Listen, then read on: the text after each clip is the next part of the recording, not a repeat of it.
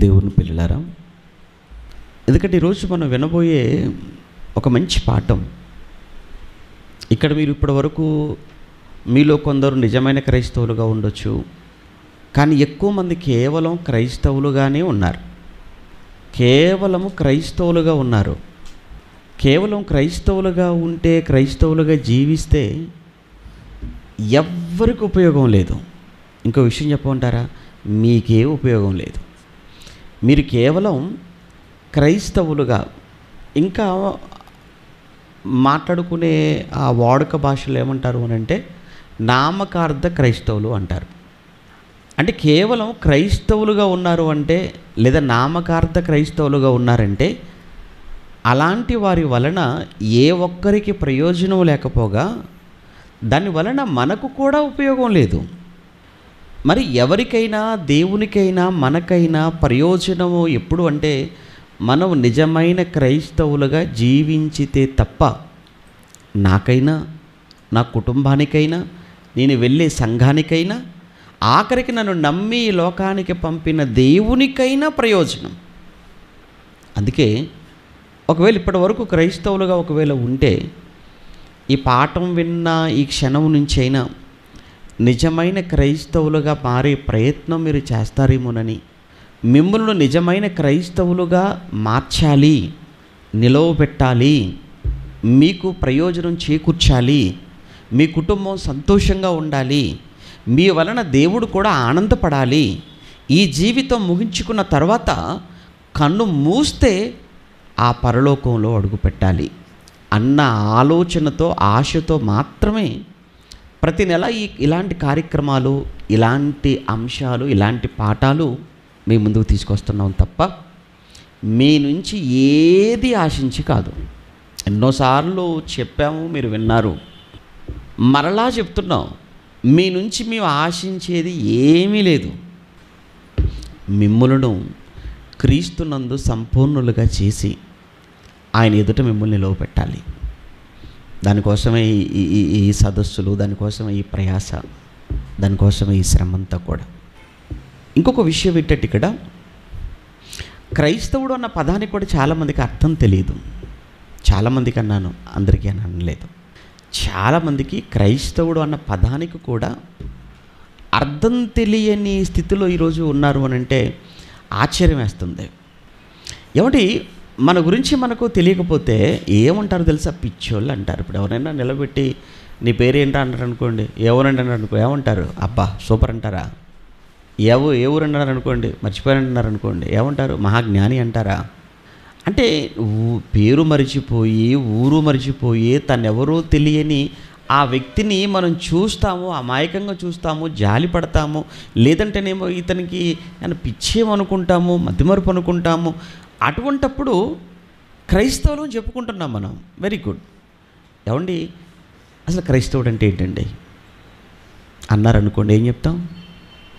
ఏదో నీకు తోచింది చెప్పటం కాదు సుమా, నీకు తోచింది చెప్పటం కాదు, నువ్వు అనుకున్నది చెప్పటం కాదు. బైబిల్లో ఉన్నది చెప్పాలి, బైబిల్ చెప్పింది చెప్పాలి. క్రైస్తవుడు అంటే ఏంటి?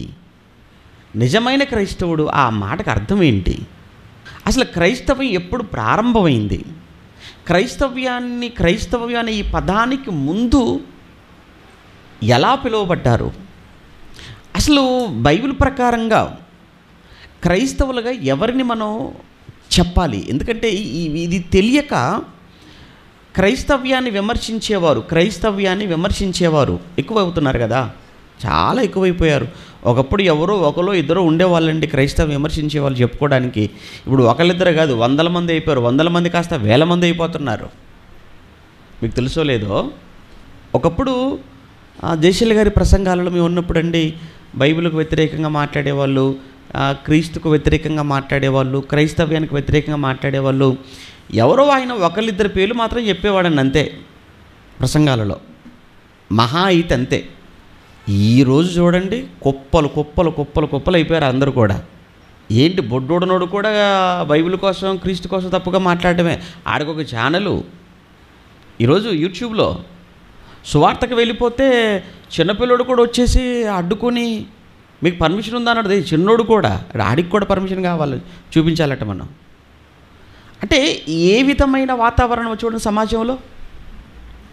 ఇక ఎక్కడైనా ఎవరైనా ఒకరు తప్పు చేశారనుకోండి, బైబిల్ పట్టుకున్న వ్యక్తి, చర్చికి వెళ్ళే వ్యక్తి ఎవరైనా తప్పు చేశారనుకోండి, చూసావా క్రైస్తవుడు ఏం చేశాడో అంటారు, చూసావా ఈ పాస్టర్ ఏం మాట్లాడాడో అంటారు తప్పుగా మాట్లాడితే, చూసారా ఈ చర్చికి వెళ్ళే వాళ్ళంతా కూడా ఇంతే, వీళ్ళకి బైబిల్ వీళ్ళకి ఇదే చెప్పింది, క్రైస్తవ్యం అంతా ఇంతే. అసలు నువ్వు ఎవరో ఒక వ్యక్తి తప్పు చేస్తే తప్పు చేసిన ఆ వ్యక్తిని చూపించి, ఇదిగో ఇతను క్రైస్తవుడు నువ్వన్నావు, అసలు బైబిల్ సర్టిఫికెట్ ఇవ్వాలి అతను క్రైస్తవుడు కాదో. బైబిల్ అతన్ని సర్టిఫై చేసిందా, అతను చెప్పుకుంటే సరిపోదు. ఎందుకంటే బైబిల్ ప్రకారంగా క్రైస్తవుడుగా పిలువబడాలి అని అంటే బైబిల్ను పాటించేవాడై ఉండాలి. బైబిలును మళ్ళీ చెప్తున్నా, బైబిలును పాటించేవాడై ఉండాలి. ఆడ చెప్పుకుంటాడు, ఆడ చెప్పుకున్నంత మాత్రాన సరిపోతుందా? ఈరోజు ఫర్ ఎగ్జాంపుల్ ఇంకొక మాట చెప్తాను మీకు అర్థం కావడానికి. ప్రభుత్వం లెక్కల్లో క్రైస్తవ్యం అనేది భారతదేశంలో కేవలం ఒక 2%, 3% అన్నట్టుగానే ఉంది ఈరోజు, అంతే కదండి. భారతదేశపు లెక్కల్లో అధికారికంగా ఎంతండి క్రైస్తవ జనాభా? ఎంతమంది ఉన్నారండి భారతదేశంలో? 140 కోట్ల మంది జనాభాలో అంటే కేవలం ఒక 2% అండి, ఒక 3% అండి అంటున్నారు. ఆ లెక్కలు నిజమేనా? ఆ లెక్కలు నిజమా చెప్పండి? కాదు కదా. అది అఫీషియల్గా, అన్అఫీషియల్గా చాలామంది ఉన్నారు, కానీ వాళ్ళు క్రైస్తవులుగా చెప్పుకోవడానికి ఇష్టపడట్లేదు. ఎందుకు? వాళ్ళకున్న కొన్ని బెనిఫిట్స్ ఏవో పోతాయని, కొన్ని రాయితీలు ఏవో వాళ్ళకు రావని, లేకపోతే ఏదో రిజర్వేషన్స్ ఏవో గొడవ, వాళ్ళకున్న సమస్యలు వాళ్ళకు ఉన్నాయి. ఇదంతా ఎందుకు చెప్తున్నాను అని అంటే, అలా అని గవర్నమెంట్ సర్టిఫికేట్ తీసుకున్నావు, పోనీ తీసుకున్న వాళ్ళ దగ్గర కూడా వద్దాం. గవర్నమెంట్ దగ్గరికి వెళ్ళావు, నేను క్రైస్తవుని అంటే నువ్వు అన్నావు, అలా క్రైస్తవుడు నీకు సర్టిఫికేట్ ఇచ్చారు, అయినంత మాత్రం నువ్వు క్రైస్తవుడువా? దేవుడి లెక్కల్లో, ప్రభుత్వం లెక్కల్లో మేబీ నువ్వు క్రిస్టియన్గా నువ్వు గుర్తించబడవచ్చు. ప్రభుత్వ లెక్కల్లో, ప్రభుత్వపు లెక్కల్లో ప్రభుత్వం దగ్గరికి వెళ్ళి నేను బాప్తిస్మం తీసుకున్నానండి, నేను క్రైస్తవుని అయిపోయానండి, గుడికి వెళ్తున్నానని చెప్పగానే ఒకవేళ నీకు క్రైస్తవుడుగా సర్టిఫికేట్ ఇస్తే ప్రభుత్వం దృష్టిలో నువ్వు క్రైస్తవుడుగా నువ్వు పరిగణించబడతావేమో, కానీ ప్రభువు నిన్ను క్రైస్తవుడుగా యాక్సెప్ట్ చేస్తాడా? ప్రభుత్వం నిన్ను క్రైస్తవుడుగా గుర్తించడం చాలా సులువు. ప్రభుత్వం దృష్టిలో నువ్వు క్రైస్తవుడుగా మారటం చాలా ఈజీ. కానీ పరలోకములో ఉన్న దేవుడు నిన్ను క్రైస్తవుడుగా చెప్పాలి, పిలవాలి, ఆయన నిన్ను క్రైస్తవుడుగా అంగీకరించాలి అని అంటే చాలా కష్టం. ఇక్కడ వీళ్ళ రూల్స్ కేవలం 1, 2, కానీ బైబిల్లో చాలా రూల్స్ ఉన్నాయండి. ఈ రూల్స్ అన్నీ మనం పాటించినప్పుడేనండి మన క్రైస్తవులం. అలా అని ఆ రూల్స్ అన్నీ మాట్లాడుకుంటూ పోతే తెల్లవారిపోద్దు. మనకు అన్నీ ఉన్నాయి రూల్స్, మనకు అర్థమైందా? చాలా రూల్స్ ఉన్నాయి. మనము నిజమైన క్రైస్తవులమైతే, లేదా మనం నిజమైన క్రైస్తవులముగా బ్రతకాలి. అలా బ్రతకడానికి ఆయన అనేకమైనటువంటి రూల్స్ పెట్టాడు. ఆ రూల్స్, ఆ నియమాలన్నీ మనం పాటిస్తున్నప్పుడు లేదా పాటించినప్పుడు మాత్రమే ఆయన నిజమైన క్రైస్తవులుగా ఆయన మనల్ని లెక్కిస్తాడు. మరి అవి ఏంటండి అని అంటే చాలా ఉంటాయి. కొన్ని మీకు అర్థమైపోతుంది, కొన్నిట్లోనే మీకు అర్థమైపోద్ది అవునో కాదోనని. అన్నీ ఎందుకు? అన్నీ అవసరం లేదండి. ఇప్పుడు నేరస్తుడు అని అంటే దొంగతనం చేసినా నేరస్తుడే అంటారు, అతన్ని హత్య చేసినా అతన్ని ఏమంటారు? నేరస్తుడే అంటారు. మోసం చేసినా నేరస్తుడే అంటారు. అంటే ఒక వ్యక్తి నేరస్తుడుగా మారాలి అని అంటే, నేరస్తుడుగా పిలువబడాలి అని అంటే ఉన్న నేరాలన్నీ చేయాల్సిన పని లేదు. అర్థమైందా? ఏంటి అన్ని నేరాలు చేయాలా నేరస్తుడు అవ్వాలంటే? లేదు. దొంగతనం చేసినా నేరస్తుడే అన్నారు, జైల్లో పెట్టేస్తారు. హత్య చేసిన తీసుకెళ్ళి జైల్లో పెట్టేస్తారు. మోసం చేసిన తీసుకెళ్ళి జైల్లో పెట్టేస్తారు. కనుక ఒక వ్యక్తి నేరస్తుడు అవ్వాలి అని అంటే అన్ని నేరాలు చేయాల్సిన పని లేదనేది ఎంత నిజమో, నువ్వు నిజమైన క్రైస్తవుడో కాదో చెప్పాలి అని అంటే నీకు ఆ రూల్స్ అన్నీ ముందు పెట్టాల్సిన పని లేదు. కొన్ని రూల్స్ చెప్తాను, వాటిలో నువ్వు ఏ ఒక్కటి సరిగా పాటించకపోయినా నువ్వేమైపోతావు? నేరస్తుడు అయిపోతావు. క్రైస్తవుని చెప్పుకుంటున్నావులే కానీ నకిలీ లేదా నామకార్థం. ఇప్పుడు ముందుగా మనం మొట్టమొదటిగా అసలు క్రైస్తవుడు అంటే ఏంటి, లేదా క్రైస్తవుడు అని ఎవరిని అంటారు మొట్టమొదట, లేదా క్రైస్తవుడుగా పిలువబడటం అనేది ఎప్పుడు జరుగుతుంది మన విషయంలో అనే విషయాన్ని ఒకసారి బైబిల్లోకి వెళ్ళి మనం చూస్తే, గలతీ పత్రిక 3వ అధ్యాయం, అపోస్తలుడైన పౌలు గారు గలతీలకు రాసిన పత్రిక 3వ అధ్యాయం 26, 27 వచనాలు. గలతీ పత్రిక 3వ అధ్యాయం 26, 27 వచనాలలో, యేసుక్రీస్తునందు మీరందరూ విశ్వాసము వలన, యేసుక్రీస్తును బట్టి మీరందరూ విశ్వాసము వలన దేవునికి కుమారులై ఉన్నారు. క్రీస్తులోనికి బాప్తిస్మము పొందిన మీరందరూ క్రీస్తును ధరించుకొని ఉన్నారు. క్రీస్తులోనికి బాప్తిస్మం పొందిన వారందరి కోసం మాట్లాడుతున్నాడు. మీరు క్రీస్తును ధరించుకున్నవారు అన్నాడు. క్రీస్తును ధరించుకున్నవారైతే మీరు ఏమవుతారంటే క్రైస్తవులు అవుతారు. ఇది ప్రాథమికంగా జరిగే కార్యక్రమం.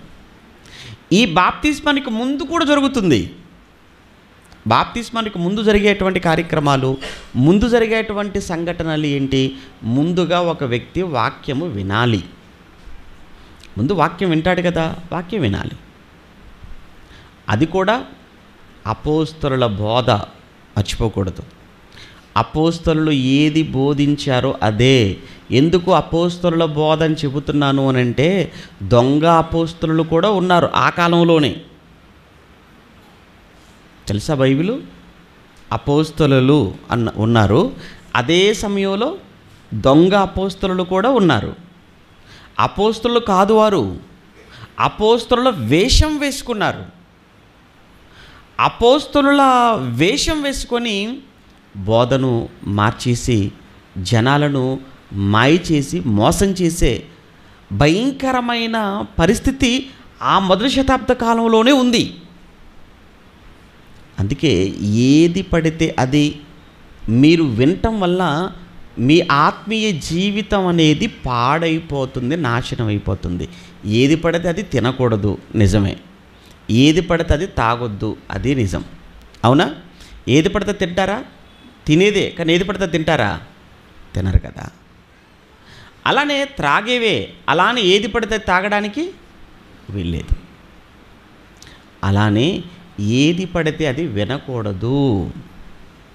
అందుకే యేసుక్రీస్తుల వారు హెచ్చరిక చేశాడు, మీరు ఏమి వినుచున్నారో జాగ్రత్తగా చూచుకోండి. ఎందుకు ఆ హెచ్చరిక చేశాడు? వినుటలో కూడా ఏం జరిగిపోతుందనంటే మోసం జరిగిపోతుంది. త్రాగే వాటిలో కల్తీ, తినే వాటిలో కల్తీలాగా వినే వాటిలో కూడా ఏముందంటే కల్తీ వచ్చేసింది. అందుకే మీరు ఏది పడితే అది విని అది నిజమని మీరు నమ్మితే మీ ఆత్మలు నాశనానికి వెళ్ళిపోతాయి. కనుక మీరు ఏమి వినుచున్నా దాన్ని జాగ్రత్తగా మరల వాక్యంలో మీరు చూచుకోవాలి. ఆ రోజే చెప్పాడు అనంటే ఈరోజు ఇంకెంత అవసరమో మీరు ఆలోచించాలి. అంతే కదా, ప్రారంభకాలం అది. ఆ రోజు కొద్దిమందిగా ఉన్నారు మోసం చేసేవాళ్ళు, ఈరోజు వేలు లక్షల మందిగా మారిపోయారు. అందుకే చాలా జాగ్రత్తగా ఉండండి. మీరు ఏ విషయంలో అజాగ్రత్తగా ఉన్నా పర్వాలేదు, కానీ బోధ విషయంలో చాలా జాగ్రత్తగా ఉండండి. అపోస్తలుల బోధ. అందుకే బాప్తిస్మం తీసుకున్న తర్వాత ఈరోజు కొంతమంది బాప్తిస్మం తీసుకున్నారు, అదే కదా, రైట్. తీసుకున్న తర్వాత ఏం చేయాలి? తీసుకున్న ఈ రోజు నుంచి ఏది మేము వినాలి అనేటువంటి ఒక సందేహం, ఒక ప్రశ్న. దానికి బైబిల్లో మనం చూసినప్పుడు 2వ అధ్యాయం అపోస్తల కార్యములలో బాప్తిస్మం పొందిన వాళ్ళు అక్కడ 2వ అధ్యాయంలో 3000 మంది పొందారండి. ఈరోజు 10 మంది 11 మంది పొందుకున్నారు. ఆ రోజు 3000 మంది. పెంతెకోస్తు పండుగ రోజు అపోస్తలుడైన పేతురు గారు ఆయన చేసిన ప్రసంగం, ఆ ప్రసంగాన్ని విన్న తర్వాత ఆ రోజు విన్న వారిలో 3000 మంది ముందుకు వచ్చారు. ఆ 3,000 మంది బాప్తిస్మం తీసుకున్నారు. తీసుకున్న తర్వాత వారి గురించి చెప్తున్నారు చూడండి. 2వ అధ్యాయంలో ఎన్నో వచ్చిన చూడండి, 42వ వచనం. 2వ అధ్యాయం 42వ వచనంలో వీరు అంటే ఎవరు? ఆ 3,000 మంది. ఎవరు ఆ 3,000 మంది? బాప్తిస్మం పొందిన వాళ్ళు. సుమా బాప్తిస్మం పొందిన వాళ్ళు, మర్చిపోకూడదు. 3,000 మంది బాప్తిస్మం పొందిన వాళ్ళు. ఇప్పుడు ఇక్కడ మీరు ఈరోజు బాప్తిస్మం పొందుకున్న వాళ్ళు మీ గురించి మాట్లాడుతున్నాను. అలానే ఆల్రెడీ బాప్తిస్మం పొందుకున్న వాళ్ళే కదా, ఆల్మోస్ట్ ఇక్కడ కూర్చున్న వాళ్ళందరూ బాప్తిస్మం పొందుకున్న వాళ్ళే. మీకైనా నూతనంగా పొందుకున్న వాళ్ళకైనా అందరి కోసం చెబుతున్న మాట ఇది. బాప్తిస్మం పొందిన వారు అనగా వీరు, ఆ 3,000 మంది. ఆ రోజు వీరు మొట్టమొదట చూడండి ఏమన్నాడు? మొట్టమొదట దేని గురించి మాట్లాడుతున్నాడు?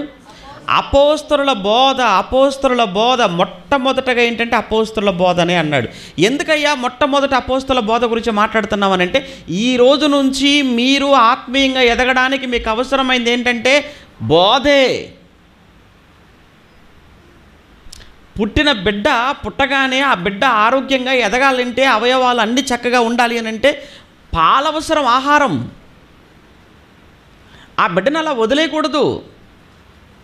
పుట్టిన బిడ్డను పుట్టగానే చూడండి వెంటనే తల్లి దగ్గర తీసుకొచ్చి పాలు పట్టిస్తుంటారు. ఆడ బతకాలి, ఆరోగ్యంగా ఉండాలి, వాడు ఎదగాలి, ఖచ్చితంగా ఆ బిడ్డకు పాలు కావాలి. అలా ఒక సుమారుగా 6 నెలల పాటు పాలు వాడికి పట్టించి 6వ నెలలో మరల మెత్తటి ఆహారం, తేలికగా జీర్ణమయ్యే ఆహారాన్ని నెమ్మదిగా అలవాటు చేస్తారు. ఆ తర్వాత కొంచెం గట్టి పదార్థాలు తినటం ప్రారంభిస్తాడు. ఇక ఆ తర్వాత 3 పూటలు, 4 పూటలు, 5 మార్లు, 6 మార్లు కొంతమంది తింటూనే ఉంటుంటారు. ఎందుకు? బతకాలి కాబట్టి. అంటే బ్రతకడానికి తినాలి. కొంతమంది ఉంటారు తినడానికే, అది తప్పది. బ్రతకాలంటే తినాలి. అంటే ఆహారం అనేది ఎంత అవసరమో మనము ఆత్మీయంగా ఎదగాలి, దేవునికి దగ్గర అవుతూ ఉండాలి. ఇంకొక విషయం చెప్తాను. ఎందుకంటే ఇప్పుడు లోకంలో అంతా కూడా పాపం. లోకంలో ఉన్నదంతా శరీరాశ అన్నాడు, నేత్రాశ అన్నాడు, జీవపుడంబం అన్నాడు కదా. ఒక భయంకరమైన ఒక ప్రపంచం మన బయట ఉందండి. అవునా కాదో మీరు ఒకసారి ఆలోచించండి. మన బయటికి వెళ్ళిపోతే అప్పుడప్పుడు అనిపిస్తుంటుందండి, ఎవరి చేతిలోనైనా మనం మోసపోయినప్పుడు, ఎవరి దగ్గర మనం మాటలు పడ్డప్పుడు, వాళ్ళ సమాజాన్ని చూస్తున్నప్పుడు ఏమనిపించింది అంటే, ఏంటండి సమాజం ఇంత భయంకరంగా ఉంది, అమ్మో నిజంగానండి మనం బయట బ్రతకలేమండి అసలు అన్న ఆలోచన ఎన్నో మార్లు ఏమంటే స్వయంగా నాకు కలిగినటువంటి ఆలోచన అండి. ఎందుకంటే ఏంటి సమాజంలో మనుషులు చూడండి, పగలతో, ద్వేషాలతో, కక్షలతో ఒకరినొకరు దూషించుకుంటూ, ద్వేషిస్తూ, చంపుకుంటూ, నరుకుతుంటూ, అమ్మో ఏంటి అంత భయంకరమైన సమాజంలో నుంచి నిజంగా మనం ఆ క్రీస్తు సమాజం, క్రీస్తు సంఘంలోనికి మనం వచ్చేసాం. చూసారా దేవుని మాటలు విని. ఇప్పుడు ఇక్కడ నిజంగా ఇక్కడ కూర్చున్నామండి, ఏమన్నా భయం ఉంటుందండి? మీకేమైనా ఏమైనా భయం ఉందా? అమ్మో కూర్చున్నారులే కానీ ఎవడు బాంబు తీసుకొచ్చాడు అని భయపడతారా మీరేమైనా? లేదండి. ఆదివారం ఆరాధనకు వెళ్ళినప్పుడు ఏమైనా చెకింగ్ ఏమైనా ఉంటుందా? ఏమండి ఏమన్నా మెటల్ డిటెక్టర్ ఏమైనా పెట్టి చేస్తున్నారా మీ సంఘానికి వచ్చేటప్పుడు? ఎవరైనా అమ్మో లోపల ఏమైనా పేర్లు పదార్థాలు ఏమైనా తీసుకొస్తున్నారేమో, AK-47 ఏమైనా తీసుకొస్తున్నారేమో, తుపాకీలు ఏమైనా తీసుకొస్తున్నారేమో. పోలేండి మీద రాయలసీమ కదా, ఏమైనా బాంబులు ఏమైనా తీసుకొస్తున్నారేమో బ్యాగులో పెట్టుకొని. ఏమన్నా లేదు కత్తులు, కొడవళ్ళు, గొడ్డలు ఏమైనా ఉన్నాయేమో బ్యాగులో. అలాంటి పరిస్థితి ఏమైనా ఉందా మనకు? లేదు. ఎందుకు? బయట ఉంది అది. అక్కడి నుంచి మనం వేరైపోయి వచ్చేసాం ఇప్పుడు ఇక్కడికి. అవన్నీ గతం. ఈ వర్తమానంలో ఇవి లేవిక. అదే ఆ రోజు ఆ 3,000 మంది బాప్తిస్మం పొందిన తర్వాత వారితో చెప్తున్న మాట అండి అది. మీరిక ఈ రోజు నుంచి వీరు అని చెప్పాడు కదా అక్కడ, వారి కోసం చెప్తున్నాడు. వీరు అపోస్తలుల బోధ, ఈ రోజు నుంచి మీకు బోధ. ఆ బోధ కూడా ఎలాంటి బోధ అంటే, పుట్టిన బిడ్డకు తల్లిపాలు మాత్రమే పట్టించాలి. మీకు అర్థమైందా? ఏ పాలే కదా అని చెప్పేసి ఏ పాలు పడితే ఆ పాలు పట్టిస్తారా? లేదు కదండి. ఒకవేళ తల్లికి ఏదో ఆరోగ్యం బాగోలేదు అని అనుకున్నప్పుడు, పాలు పడలేదు అనుకున్నప్పుడు, అప్పుడు సెకండ్ ఆప్షన్ అది కూడా మళ్ళీ పాలే కావాలి. ఆ పాలు కూడా ఎలాంటి పాలు అయ్యిందో తెలుసా అండి? పలుచగా ఉండాలి పాలు, పలుచగా ఉండాలి పాలు. తిక్కుగా ఉన్నాయనుకోండి, బాగా బిడ్డ కరగదు, అప్పుడే పుట్టినవాడు కదా. అందుకే చాలా తేలికగా ఉండాలి పాలు, పల్చటి పాలు పట్టాలి ఆ బిడ్డకు. కనుక పాలే ఆహారం, పుట్టిన బిడ్డకు పాలే ఆహారం. దేవునిలో బాప్తిస్మం ద్వారా పుట్టిన మనకు అపోస్తలుల బోధే ఆహారం. ఈ అపోస్తలుల బోధ కాక ఇక ఏ బోధైనా అది ఆహారము కాదు, అది కల్తీ. అందుకే చివరికి వెళ్ళేటప్పటికీ యూదా గారు, యేసుప్రభు సహోదరుడైన యూదా గారు ఒకే ఒక అధ్యాయం, ఒక పత్రిక రాస్తాడు. రాసినప్పుడు అందులో ఏమన్నాడు తెలుసా? బోధ నిమిత్తము మీరు పోరాడాలి అన్నాడు. తెలుసా అన్నమాట? మీరు బోధ నిమిత్తము మీరు ఏం చేయాలి? పోరాడేవారుగా ఉండాలి అన్నాడు. బోధ నిమిత్తం పోరాటం ఏంటంటే మరి ఏం చేద్దాం? ఉన్నది ఒకటే బోధ. ఈ ఒక బోధను కల్తీ చేయడానికి కొన్ని రకాల వందల బోధలు వచ్చేసాయి. అందుకు మీరు ఏం చేయాలి అని అంటే, ఈ స్వచ్ఛమైన కల్తీ లేని కల్మషం లేని అపోస్తలుల బోధను ప్రజల మధ్యకు తీసుకుని వెళ్ళడానికి మీరు ఈ నిజమైన ఈ బోధ నిమిత్తం, మీకు అప్పగింపబడిన బోధ అంటారు చూసారా, మీకు అప్పగింపబడిన బోధ. మీకు ఏది అప్పగింపబడింది? అపోస్తలుల బోధ మీకు అప్పగింపబడింది. మీకు అప్పగింపబడిన అపోస్తలుల బోధ నిమిత్తము మీరు పోరాడాలి.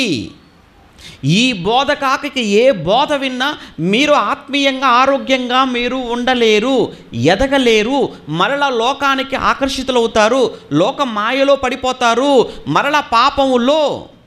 అప్పుడే పాపముల చేత అపరాధముల చేత చచ్చిపోయిన మిమ్ములను మరలా బ్రతికించుకొని సంఘంలోకి తీసుకొని వస్తే, మరలా ఇక్కడికి వచ్చిన తర్వాత మరలా ఆ బోధ ఈ బోధ అని మాయబోధలన్నీ మరలా విని మరలా మీరు లోకంలో కలిసిపోతే మళ్ళీ మేము బతికించుకోవడం ఎంత కష్టం.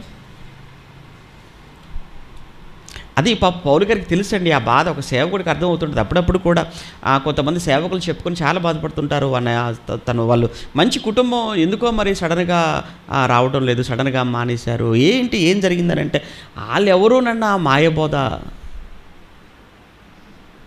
యేసునామం అట, కయ్యనట అవ్వాదములకు పుట్టలేదట, ఏదో సర్పంతో పుట్టాడట, అదేదో వీళ్ళకి ఎంతగా ఉందట, స్వర్గం లేదట, నరకం లేదట, అన్నీ భూమి మీదనేనట, ఇదో కొత్త రకమైన బోధ వచ్చేసిందంటే అటు వెళ్ళిపోయారు.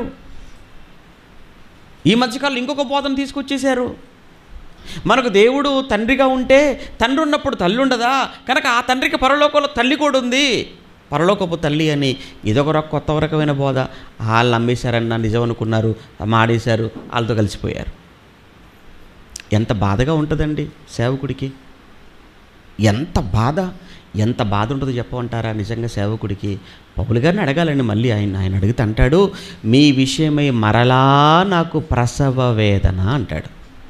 అదే కదా, మీ విషయమై మరలా నాకు ప్రసవ వేదన కలుగుచున్నది అన్నాడు. ప్రసవ వేదన అంటే చిన్న పదం కాదండి, అది స్త్రీలకు బాగా తెలుసు, పురుషులు మనకేం తెలియదండి, వాళ్ళకే తెలుస్తుంది ఆ బాధ.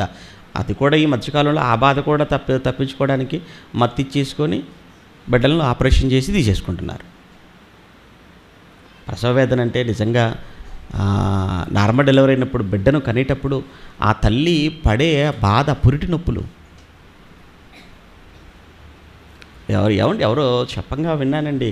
అంటే ఒక ఎముక ఇరిగితే అక్కడ ఎంత పెయిన్ ఉంటుందో, బిడ్డను, తన గర్భంలో ఉన్న బిడ్డను బయటికి తీసుకొచ్చే విషయంలో కూడా ఒక తల్లి 206 ఎముకలను ఒక్కసారిగా విరగొడితే ఎంత పెయిన్ ఉంటుందో, ఒక బిడ్డను భూమి మీదకి తీసుకొని రావటంలో తల్లి ఆ క్షణానికి అంత బాధ అనుభవిస్తుంది. ఇక డెలివరీ విషయంలో ఒకప్పుడు బిడ్డను కన్నీ తల్లు చచ్చిపోయేవాళ్ళు, ఒకప్పుడు పాతకాలంలో. అందుకే బిడ్డకి జన్మనివ్వటం అని అంటే ఏమనేవాళ్ళు తెలుసా అంటే, తల్లి మరో జన్మెత్తటం అనేవాళ్ళు. ఏంటి అంత బాధ ఉంటుందా అంటే, మరి అంత పెయిన్ అది. అలాంటి పదప్రయోగం ఇక్కడ పౌలు గారు గలతీలకు ఉపయోగించాడు అంటే మీరు ఆలోచించాలి.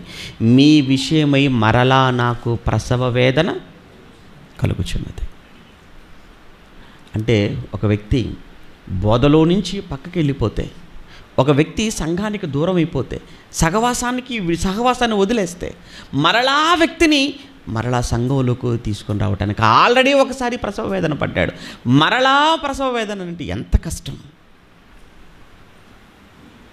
అందుకే బోధ విషయంలో చాలా జాగ్రత్తగా ఉండండి. ఇప్పుడు ఇంకా ఇంకా ఇంకా ఇంకా కలవలపరిచే ఇప్పుడు ఏంటంటే బైబిల్ కేవలం మనమే కాదండి క్రైస్తవులు బోధించట్లేదు, చెప్పాను కదా. బయట వాళ్ళు కూడా, అన్యులు కూడా బైబిల్ పట్టుకొని బైబిల్లో ఉన్నటువంటి మాటలను, సందర్భాలను వక్రీకరించి ఎలా ఏలనగా, ఎలా అపహాస్యంగా, ఎలా తప్పుగా మాట్లాడుతున్నారు అనేది మీరు చూస్తున్నారు. అవన్నీ మీరు వినటం వలన జరిగేది ఏంటంటే మీరు ఆత్మీయంగా మీరు పతనమైపోతారు, పాడైపోతారు. అందుకే కేవలం అపోస్తలుల బోధ అంటే, దానికి ముందు అక్కడ మనం క్రైస్తవుడు అంటే ఏంటన్న దగ్గర నుంచి మనం వచ్చాం కదా.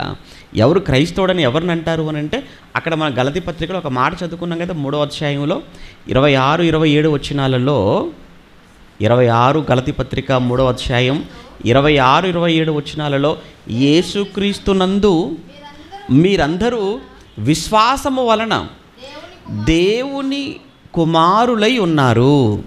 క్రీస్తు యేసులోనికి బాప్తిస్మం పొందిన మీరందరూ క్రీస్తును ధరించుకొని ఉన్నారు అన్నాడు. అమ్మయ్య, క్రీస్తును ధరించుకున్నారు అంటే క్రైస్తవుడు అని. క్రీస్తును ధరించుకున్నారంటే క్రైస్తవుడు. నువ్వు క్రీస్తును ధరించుకొని, బాప్తిస్మము ద్వారా నువ్వు క్రీస్తును ధరించుకొని క్రైస్తవుడుగా మారావు. దానికి ముందు జరిగింది ఏంటంటే బోధ విన్నావు. ఇక్కడ 3000 మంది బాప్తిస్మం తీసుకున్నారు అని అంటే 3000 మంది బాప్తిస్మం తీసుకోవడానికి ముందు ఏం జరిగింది? అక్కడ పేతురు గారి ద్వారా బోధ జరిగింది. ఆ బోధలో ఫైనల్గా పేతురు గారు చెప్పింది ఏంటంటే, మీరు సిలువ వేసినటువంటి ఆ యేసునే దేవుడు ప్రభువుగాను క్రీస్తుగాను నియమించాడు అన్నాడు. ఇప్పుడు మీరు ఈ మాటలు విన్నారు. ఇప్పుడు మీ అభిప్రాయం ఏంటి అంటే, ఆ విన్న మాటలకు వాళ్ళ హృదయంలో నొచ్చుకొని ఇప్పుడు మమ్మల్ని ఏం చేయమంటారు మీరే చెప్పండి అని అనగానే అప్పుడు పేతురు గారు అన్నారు, మీరు మారు మనసు పొందండి, మారు మనసు పొందండి అన్నాడు. అంటే బాప్తిస్మానికి ముందు జరగవలసిన కార్యక్రమాలలో మొదటి కార్యక్రమం ఏంటంటే బోధ వినాలి. 2, విన్నటువంటి ఆ బోధను బట్టి నీలో రావాల్సినది ఏంటంటే మారు మనసు రావాలి. మారు మనసు ఎప్పుడు వస్తుంది తెలుసా? విశ్వసించినప్పుడు వస్తుంది. అంటే నువ్వు విన్నావు, నిజమే అని విశ్వసించావు. మరి విశ్వసించిన తర్వాత నీలో ఏం రావాలి? ఇప్పుడు మారు మనసు రావాలి. మారు మనసు రావాలి. ఆ మారు మనసు నిన్ను బాప్తిస్మం వైపుకు నిన్ను నడిపిస్తుంది. ఏంటి ఆ రోజు మనలో కలిగిన మారు మనసు? ఈరోజు బాప్తిస్మం తీసుకున్న వాళ్ళు, ఒకప్పుడు మీరు తీసుకున్నారు, ఒకప్పుడు నేను, మన అందరూ బాప్తిస్మం పొందుకున్న వాళ్ళం.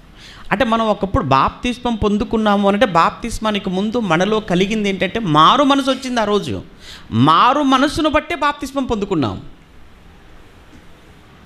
ఏమని మనం ఆ రోజు మరి మన మనసును మార్చుకున్నాము? అప్పటి వరకు ఈ జీవితం, ఈ లోకమే శాశ్వతం అనుకున్నాం. ఈ జీవితం తర్వాత మరో జీవితం ఏమీ లేదనుకున్నాం.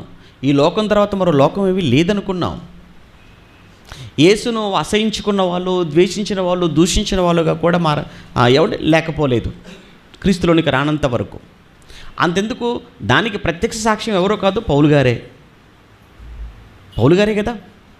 ఆయన కూడా క్రీస్తులోనికి రానంత వరకు, బాప్తిస్మం తీసుకోనంత వరకు, పౌలు గారు బాప్తిస్మం తీసుకోనంత వరకు ఆయన జీవితం ఎలా ఉందంటే కంప్లీట్గా వ్యతిరేకంగా ఉంది.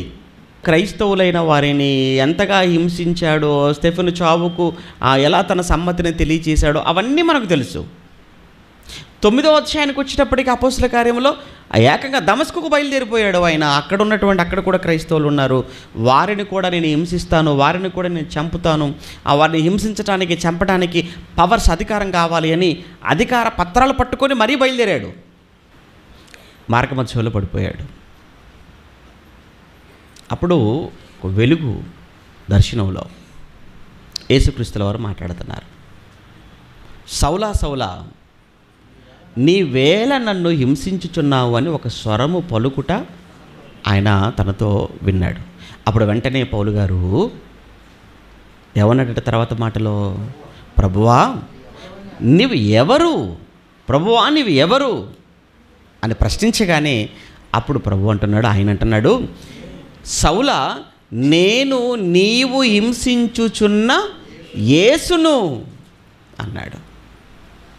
విషయం అంతా అర్థమైపోయింది. ఇంకా ఎవరికి? పౌలు గారికి విషయం అంతా అర్థమైపోయింది. దేవుడు అక్కడ ఆల్రెడీ పౌలు గారి కోసం దమస్కులో ఒక వ్యక్తిని సిద్ధం చేశాడు. ఆయనే అననీయ. అననీయ వచ్చాడు పౌలు గారి దగ్గరకు. అననీయ చెప్తున్నాడు పౌలుతో, నువ్వు లేచి నీ పాప క్షమాపణ నిమిత్తం నువ్వు ఇప్పుడు బాప్తిస్మం పొందుకో అన్నాడు. అంతే. ఆయన కంటి పొరలు రాలిపోయాయి. మరలా చూపు పొందుకున్నాడు. బాప్తిస్మం తీసేసుకున్నాడు. ఆ రోజు నుంచి మీరు చూడండి, ఇక ఆయన నిజమైన క్రైస్తవుడు. ఎవరు? పౌలు గారు. ఎందుకు అతను నిజమైన క్రైస్తవుడు అన్నాను? ఒకసారి అతని జీవితాన్ని మనం చూస్తున్నప్పుడు, ఆ రోజు బాప్తిస్మం పొందిన తర్వాత అక్కడ నుంచి ఇక తన జీవితం అంతా ఎంత యథార్థంగా బ్రతికాడో క్రీస్తు కోసం, ఎంత న్యాయంగా జీవించాడో, ఎంత జాలి కలిగి ఉన్నాడో, ఎంత కనికరము కలిగిన వాడుగా ఉన్నాడో, ఎంత సహనం కలిగిన వాడుగా ఉన్నాడో, ఎంత ఓర్పు కలిగిన వాడుగా ఉన్నాడో, ఎంత క్షమాగుణం కలిగిన వాడుగా పౌలు గారు ఉన్నారో మనం చూడొచ్చు. ఒక్క మాటలో చెప్పాలి అని అంటే, యేసుక్రీస్తుకు జిరాక్స్ అన్నమాట. ఎవరు? పౌలు గారు. యేసుక్రీస్తుల వరకు ఆయన ఒక జిరాక్స్గా బతికాడు. అందుకే ఆయనే స్వయంగా కొరింథీయులకు రాసిన పత్రికలో అంటాడు కదా, కొరింథీయులకు రాసిన మొదటి పత్రిక 11వ అధ్యాయం 1వ వచనంలో పౌలు గారు స్వయంగా కొరింథీయులకు ఉత్తరం రాస్తున్నప్పుడు ఏమన్నాడు? నేను క్రీస్తును పోలి నడుచుకొని ఉన్న ప్రకారము అన్నాడు. చూడండి, ఆయన నేను క్రీస్తును పోలి నడుచుకొని ఉన్న ప్రకారము. నేను ఎవరిని పోలి నడుచుకున్నానో తెలుసా? కంప్లీట్గా క్రీస్తును పోలి నడుచుకుంటున్నాను. నేను క్రీస్తు ఎలా అయితే ఆయన భూమి మీద కదిలాడో, ఎలా అయితే జీవించాడో, ఎలా బ్రతికాడో, నేను అలానే బ్రతుకుతున్నాను. ఈ మాట అనాలంటేనండి ఎంత ధైర్యం ఉండాలండి. ఆ మాట అనాలంటే, ఆ మాట అనాలంటే ఎంత సాహసం. అలానే పౌలు గారి గురించి కొరింథీయులకు తెలియదా? తెలుసు. కొరింథీయులకు ఎలా తెలుసు అంటారా? కొరింథీయుల మధ్య పౌలు గారు సంవత్సరం ఉన్నాడు. వాళ్ళ మధ్య 18 నెలలు ఉన్నాడు. కొరింథీ పట్టణంలో అకుల ప్రిస్కిలాలతో పాటు 18 నెలలు వారి మధ్య బ్రతికాడు కదా. మరి అటువంటిప్పుడు పౌలు గారి గురించి వాళ్ళకి అంత తెలుసు, అంత చూసుంటారు. చాలా దగ్గరగా చూశారండి పౌలు గారిని. అలా తన గురించి తనను చూసిన, తనను గమనించిన వారికే ఉత్తరం రాస్తున్నప్పుడు నేను క్రీస్తును పోలి నడుచుకొని ఉన్నాను అన్న మాట పౌలు గారు కొరింథీయులకు రాస్తున్నాడు అని అంటే, ఏమండి, పౌలు గారి జీవితం చాలా క్లీన్గా ఉంది, మచ్చలేదు. ఒకవేళ పౌలు గారిలో ఏమన్నా పొరపాటు కనిపించింది అనుకోండి, ఏమయ్యా పౌలు, క్రీస్తు ఎక్కడ, నువ్వెక్కడ, ఆయనకి నీకు పోలికేంటి? యేసుక్రీస్తుల వారిలో మంచి సహనం ఉంది, ఆయన చాలా ఓర్పు కలిగిన వాడు, ఆయన చాలా క్షమాగుణం కలిగిన వాడు, దయాగుణం కలిగిన వాడు, వాటిలో ఏ ఒక్కటి నీకు లేదు, నీకు ఆయనకు పోలికేంటయ్యా అనాలి వాళ్ళు. ఒకవేళ ఈయనలో అవి లేకపోతే వారితో ఆ మాట అనటానికి కూడా అతను ధైర్యం సరిపోదు.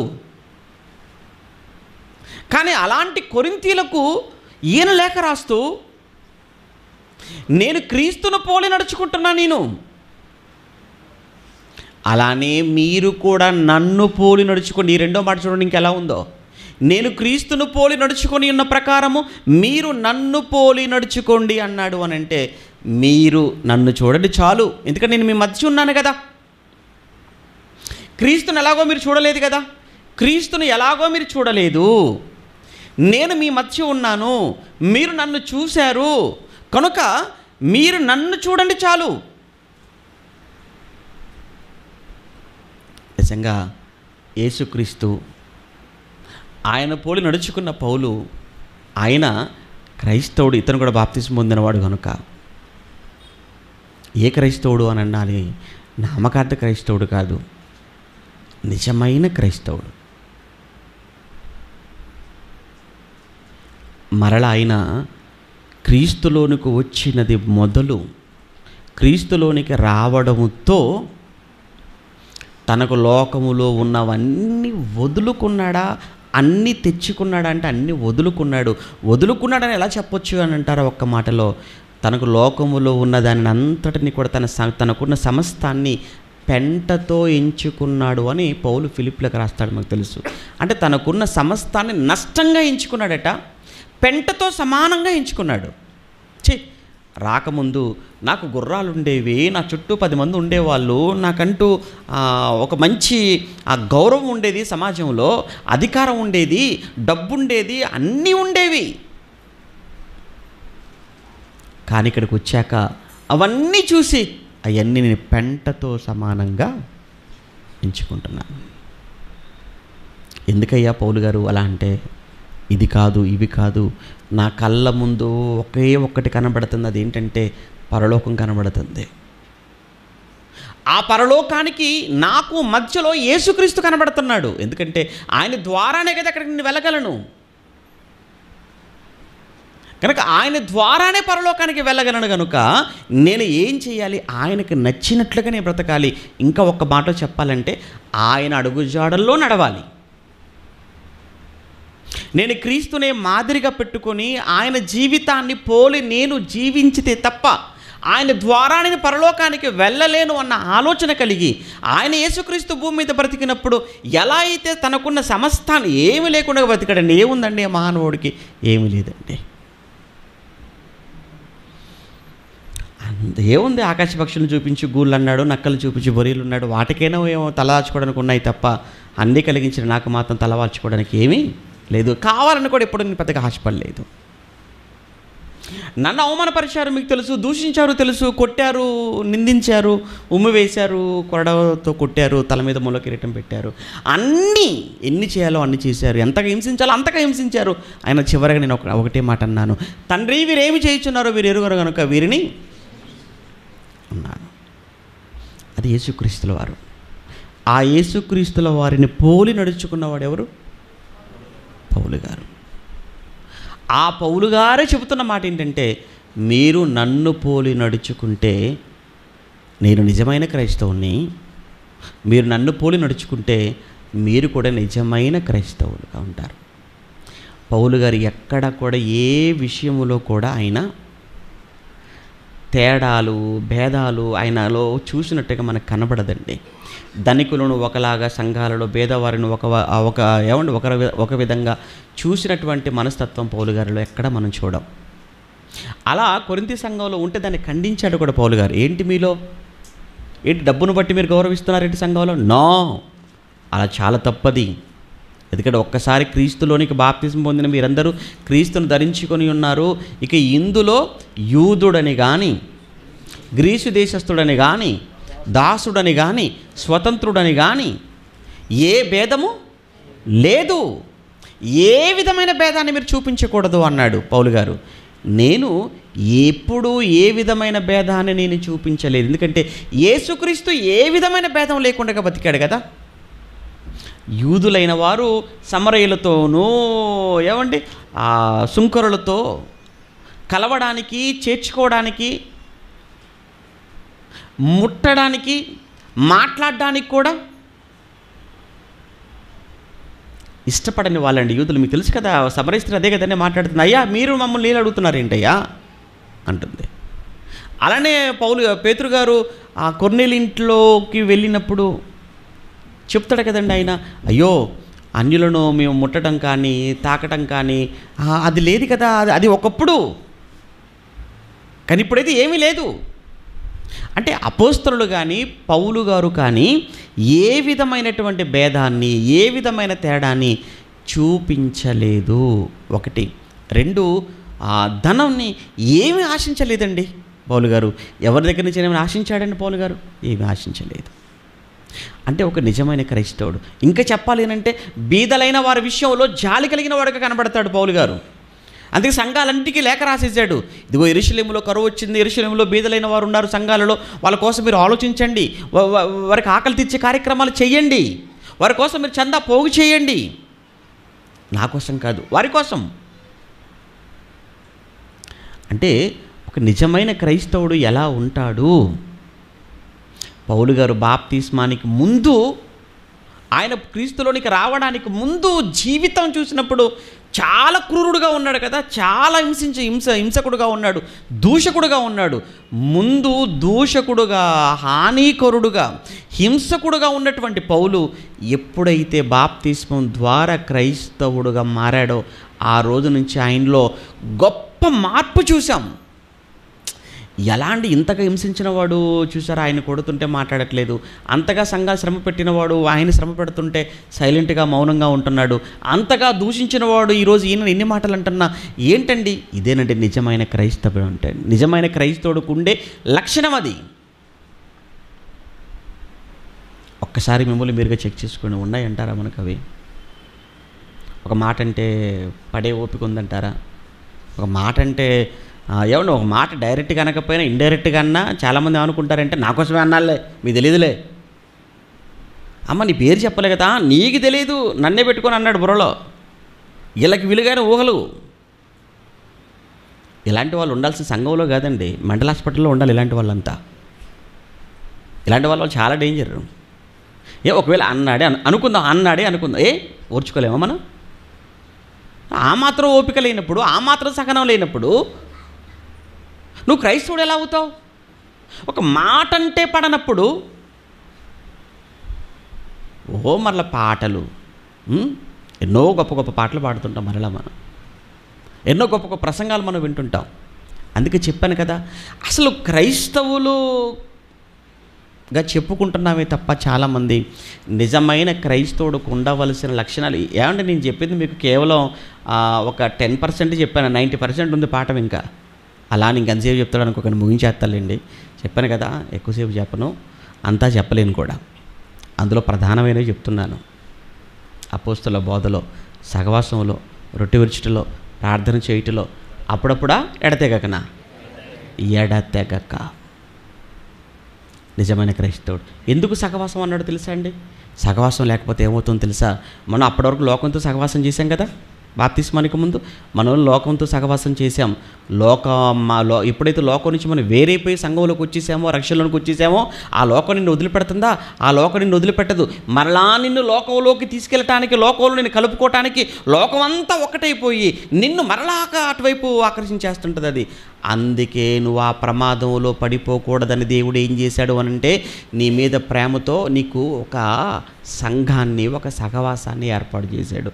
మనకి సంఘం విలువ తెలియదు, సహవాసం విలువ తెలియదు. మనకు తెలియక సంఘం కోసం, సహవాసం కోసం నోటుకొచ్చినట్టు మాట్లాడుతుంటారు చాలామంది. తప్పండి. దేవుడు ఏర్పాటు చేసిందండి సంఘం. నేను ఏర్పాటు చేసింది కాదండి, సుందరరావు గారు ఏర్పాటు చేసింది కాదండి సంఘం. ఎవరు ఏర్పాటు చేసింది? క్రీస్తు. దేవుడు తన స్వరక్తం ఇచ్చి సంపాదించుకున్న తన సంఘం. ఎందుకయ్యా సంఘం ఏర్పాటు చేసావు అనంటే, ఆ సంఘం లేకపోతే, ఆ సహవాసం లేకపోతే ఆడ మెంగటానికి సిద్ధంగా ఉన్నాడు. ఎవడాడు? అపవాది. ఎవడని మెంగుదరాన్ని గర్జించుచు సింహం వల్ల వెదకుచు తిరుగుతున్నాడు. అందుకే నువ్వు వాడి బారిన పడకూడదు అని అంటే, ఒక సంఘం అనేది ఏంటంటే ఒక సేఫ్ జోన్ అన్నమాట. మీకు అర్థమైందా? సంఘం అంటే ఒక భద్రత. అమ్మయ్య సంఘంలోకి వచ్చేసాం, బాగా వర్షం పడుతుంది, చక్కగా ఏమైనా ఒక షెల్టర్ దొరికింది అనుకోండి, నేను వచ్చి నిలబడిపోతాం. అమ్మయ్య చాలా రిలాక్స్గా ఉంటుంది మనకు. అలానే లోకం అంతా కూడా పాపంతో నిండిపోతే, పాపంతో నిండిన లోకంలో ఎందుకో వాక్యం నీ దగ్గరకు వచ్చింది. రాగాన్ని నువ్వు స్పందించావు, వెంటనే లాగేశాడు నిన్ను. లాగి నీకు బాప్తిస్మం ద్వారా ఒక రక్షణను నీకు కల్పించి తీసుకొచ్చి సంఘంలో పెట్టేశాడు. ఇదిగో ఇక నువ్వు మరలా లోకం వైపు నువ్వు వెళ్ళకుండా ఉండాలి అంటే బోధ వింటూ ఉండు. అలానే సహవాసం ఎట్టి పరిస్థితుల్లో మానుకోకూడదు. రొట్టె విరిచే కార్యక్రమం, ప్రార్థన చేసే కార్యక్రమం, దీంతో ఇలా నువ్వు ఉండగలిగితే నీకు ఓర్పు, సహనం, జాలి, దయ, ప్రేమ అన్నీ అలవాటు అవుతాయి. ఈ సంఘంలో ఉంటూనే నువ్వు ఇలా ఉంటూనే ఆ బేదల కోసం ఆలోచించు, విధవరాండ్ర కోసం ఆలోచించు, దేవుని కార్యక్రమాల కోసం ఆలోచించు, దేవుని సేవల కోసం ఆలోచిస్తూ ఇలా అన్నింటిలో ఎవరైతే ముందుకు వెళుతుంటారో వారే నిజమైన క్రైస్తవులు. ఇప్పుడు వీటిలో మీకు ఎన్ని ఉన్నాయో, ఏమి లేవో ఏంటో మొత్తం మీ కళ్ళ ముందు కనబడుతుంటుంది మీ లైఫ్ అంతా. ఏమండి ఎన్ని ఉన్నాయో ఎన్ని లేవో ఎక్కడెక్కడ చెప్పాను కదా, ఒకటి మిస్ అయిపోయినా, ఇప్పుడు 6 సబ్జెక్టులు పరీక్ష రాస్తారు, ఒకటి సబ్జెక్టులో ఫెయిల్ అయిపోయినా ఫెయిల్ అంటారా, పాస్ అంటారా? ఫెయిలే కదండి, ఫెయిల్ క్యాండిడేటే కదా. అలానే ఇన్ని లక్షణాలు ఉంటేనే నువ్వు నిజమైన క్రైస్తవుడు అవుతావు. వీటిలో ఏ ఒక్కటి మిస్ అయిపోయినా ఒట్టి క్రైస్తవుడివే, నిజమైన క్రైస్తవుడివి కాదు. కానీ పరలోకం ఇవ్వాలి అని అంటే నిజమైన క్రైస్తవుడికి మాత్రమే పరలోకం. ఓకే, చాలా ఉన్నాయిలేండి, అప్పుడప్పుడు కొన్ని మాట్లాడుతుంటాను. ప్రార్థన చేసుకుందాం. ప్రేమగల తండ్రి, పరిశుద్ధుడా, మీకు వందనాలు. ఇప్పటివరకు మీ పిల్లలతో కలిసి విలువైన జ్ఞానంతో కూడిన సంగతులు మాట్లాడటానికి మీరు అనుగ్రహించిన ఈ గొప్ప సమయాన్ని బట్టి మీకు వందనాలు చెల్లిస్తున్నాం. ప్రతి నెల మానక ఎంతో భారంతో జరిగిస్తున్న ఈ కార్యక్రమంలో పాలిభాగస్తులవుతున్న స్థానిక సంఘంలోని ప్రతి కుటుంబం కోసం, ప్రతి వ్యక్తి కోసం పేరు పేరున ప్రార్థిస్తున్నాం. మీ పిల్లల మధ్య మంచి ఐక్యతను, సఖ్యతను ప్రసాదిస్తూ భవిష్యత్తులో ఇంకా ఎన్నో కార్యక్రమాలు మీ పిల్లలు జరిగిస్తూ ఎందరికో జ్ఞానాన్ని వినిపించి వారందరినీ కూడా జ్ఞానవంతులుగా చేస్తూ నిజమైన క్రైస్తవులుగా మారుస్తూ మీరున్న పరలోకానికి చేరువ చేసే భాగ్యాన్ని ప్రసాదించమని వేడుకుంటూ, తిరిగి రేపు ఉదయకాలం కడపలో జరిగే సదస్సు మీకు మహిమకరంగా జరుగులాగున సహాయం చేయండి. ఇంతటి జ్ఞానాన్ని ఈ తరంలో మాకు నేర్పించిన మీ కుమారులు మా తండ్రి గారికి చక్కటి ఆయుష్, ఆరోగ్యాన్ని అనుగ్రహించమని కోరుతూ, వెళుతుండగా మీ పిల్లలను క్షేమంగా వారు చేరవలసిన చోటికి వారిని చేర్చమని, అలానే మీ కుమార్తె ఝాన్సీని, అలానే సహోదరులు మోషే గారిని మీరు ప్రేమించి ఇచ్చినటువంటి నాయన గర్భఫలం జాస్మిన్ గురించి ప్రార్థిస్తూ, తన జీవితంలో మీరు అనుగ్రహించిన మరో నూతన సంవత్సరానికై తండ్రిగా మీ కృతజ్ఞతలు చెల్లిస్తూ, రాబోయే సంవత్సర కాలమంతా కూడా మీ కృప, మీ దయ మీ కుమార్తె పట్ల ఉంచండి. వయసులో, జ్ఞానములో, మీ దయలో, మనుషుల దయలో బిడ్డ దినదినము వర్ధిల్లుతూ ఈ తరములో ఉన్న అనేకులకు సేవ చేసే భాగ్యాన్ని బిడ్డకు అనుగ్రహిస్తారని ఆశిస్తూ, మరో నెలలో మరలా మేమంతా కూడా కలుసుకొని మీ జ్ఞానాన్ని మాట్లాడుకుని పర్యంతం మమ్మల్ని అందరినీ మీ కృపలో, కాపుదలలో భద్రపరచమని క్రీస్తునామని ప్రార్థన అడుగుతున్నాము తండ్రి.